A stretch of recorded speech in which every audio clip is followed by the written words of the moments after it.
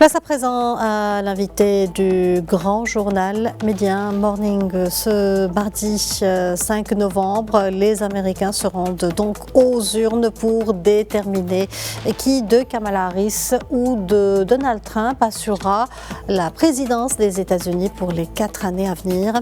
Alors que les derniers sondages font état d'une course plus serrée que jamais, le pays retient son souffle en attendant le dénouement.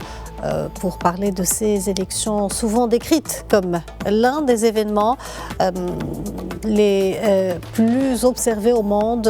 Nous sommes en direct avec Henri Nzouzi, analyste politique. Bonjour Monsieur Henri Nzouzi et merci d'avoir accepté notre invitation. Merci infiniment de m'accueillir. Alors ce mardi, les citoyens américains vont élire leur nouveau président. Toutefois, les électeurs ne désignent pas une personne, mais la couleur politique des grands électeurs de leurs États. Concrètement, comment fonctionne le système des grands électeurs ? Alors, il faut d'abord rappeler que c'est un système qui remonte à la Constitution américaine du 17 septembre 1787. Le législateur a prévu dans les articles 2 et 12 le vote indirect. Ils ont voulu faire un compromis entre le vote populaire et le vote indirect. Ça veut dire qu'en réalité, le peuple américain n'élit pas directement le président, mais plutôt le collège électoral qui lui-même est composé de grands électeurs. Et c'est depuis 1964 qu'il faut obtenir une majorité de 270 grands électeurs sur 538 pour emporter les suffrages. C'est donc un système assez particulier, même si pour des raisons de transparence, les électeurs américains verront sur leur bulletin de vote le nom du président et du vice-président à élire. C'est donc un système que les Américains affectionnent depuis bien longtemps maintenant. Un candidat peut obtenir la plus grande part des votes populaires au niveau fédéral, mais ne pas décrocher de majorité au collège électoral des grands électeurs, comme c'était le cas en 2016, quand Donald Trump a été élu face à Hillary Clinton, malgré 3 millions de voix de moins. Comment expliquer cela ?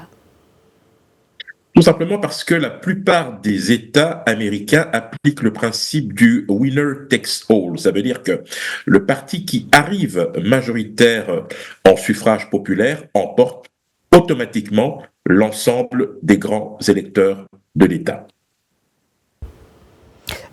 Parlons des variations relatives aux procédures du vote. Les documents exigés pour voter varient d'un État à l'autre, du processus de l'identification au vote anticipé, vote postal, jusqu'au mode du comptage des voix. Les modalités relatives à l'élection présidentielle américaine diffèrent d'un État à l'autre. Peut-on dire que chaque État gère ces élections?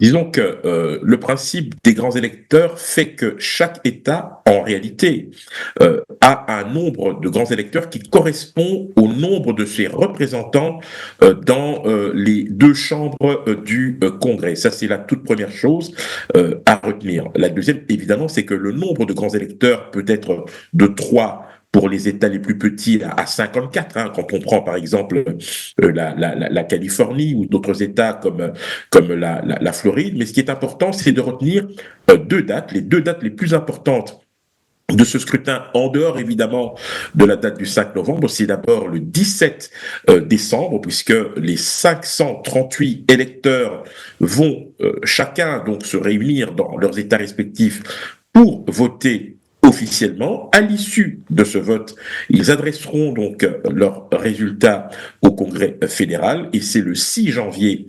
2025 que le comptage officiel sera fait, soit 2 semaines avant l'investiture du nouveau président élu. En 2020, il a fallu attendre plus de 3 jours avant l'annonce officielle pour ce scrutin. Combien de temps faudra-t-il, selon vous, attendre avant de connaître le vainqueur 2024 ? Alors, on va pas se mentir, on devrait normalement connaître le nom du vainqueur avant la fin de cette semaine. Même si les grands électeurs se réunissent, ils devront tenir compte tout simplement de la configuration électorale dans les États dans lesquels ont été élus ces grands électeurs. Je le rappelle, c'est un vote donc indirect et ce vote devra être évidemment la traduction fidèle de ce qui a été enregistré au niveau de chaque État. Je précise par ailleurs que si aucun des deux candidats n'emporte la majorité, il appartiendra à la Chambre des représentants de procéder au vote du président. Les lois électorales varient selon l'État, vous venez de l'évoquer. Il existe également des différences en termes de mode de comptage des voix, manuel ou électronique, de prise en compte des bulletins et d'heures de fermeture des bureaux. Quel est l'impact de ces variations sur l'annonce des résultats ? Alors, en principe, sachant que lors du dernier scrutin en 2020, l'écart était très serré entre Joe Biden et Donald Trump, aujourd'hui, on est vraiment dans dans une toute autre situation et potentiellement, je dirais, explosive, qui pourra de toute façon donner lieu à des contestations. Une voix, un homme, c'est le principe cardinal. Cela signifie en réalité que chaque camp aura véritablement à cœur de vérifier que chaque suffrage a été soigneusement comptabilisé pour éviter les problèmes que nous avons rencontrés, pas seulement en 2020, mais déjà à l'époque de l'élection de George W. Bush, pour justement éviter qu'il y ait des soupçons de fraude ou tout simplement d'intervention extérieure. Monsieur Henri Nzouzi, je vous remercie infiniment pour cet éclairage. Merci d'avoir répondu à nos questions. Je rappelle que vous êtes analyste politique. Merci de m'avoir invité.